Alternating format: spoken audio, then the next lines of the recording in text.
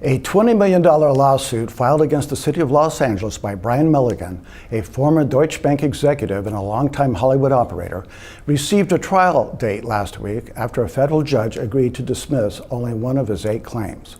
Mulligan alleges he was beaten by 2 LA police officers in May 2012. His complaint also names these officers as well as the Police Protective League. One of the officers moved to strike 5 of the complaint's claims. The Police League, which serves as the force's primary labor union, sought to dismiss a couple of others. Last week, however, a Los Angeles judge granted just one such motion.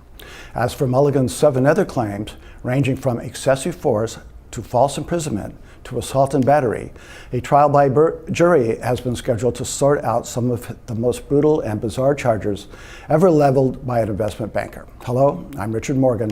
Welcome to the Deal Report. According to his suit, Mulligan was visiting a medical marijuana dispensary when stopped by the 2 officers, who questioned him and gave him a field sobriety test. Although he passed the test, Mulligan was nonetheless handcuffed and driven to his car. The officers then searched the car, where they found about $3,000 in cash, after which they drove him to a motel, checked him in, and ordered him not to leave. Sensing a setup, Mulligan left the motel minutes after the officers did, only he encountered them again before making it back to his car.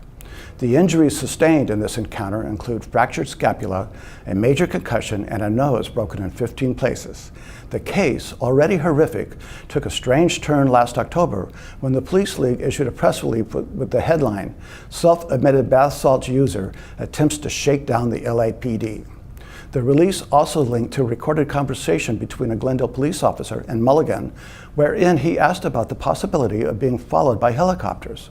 Once the officer claimed that no police helicopters were in the air, Mulligan admitted to being a little paranoid. And when asked if he might be on medication, he copped to having tried legal bath salts.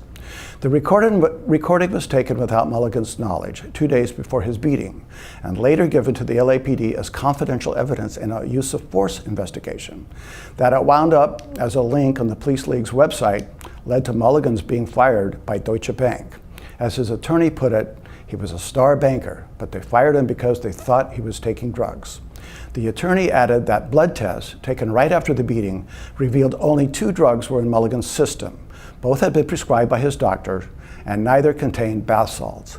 Last week, when asked about the court's refusal to throw out Mulligan's claims, the Police League appeared to backpedal.